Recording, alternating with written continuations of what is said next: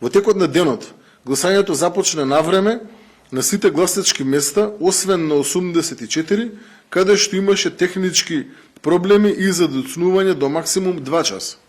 Регистрирани се 29 прекини на гласањето во трајање од 15 до 30 минути, најчесто поради технички проблеми со уредите за идентификација, кои беа навремено решени.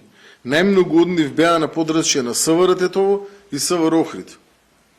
Пријавени се вкупно 91 настан на територија на Македонија, од кои најголемиот дел се однесуваат на агитирање и можен подкуп, а дел на фотографирање на гласачкото ливче, лепење плакати и упатени закани.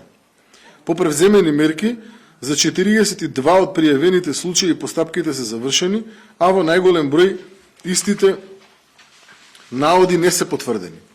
Во тек се активности по останатите случаи во соработка со обвинителството и останатите органи.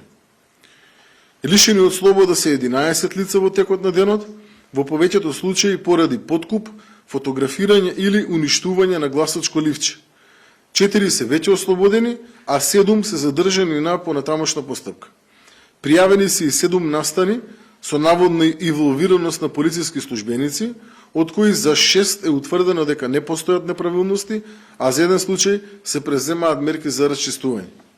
Секторот за компјутерски криминал регистрираше 19 објави на социјални мрежи и интернет простор поврзани со изборите, кои се предмет на понатамошна проверка.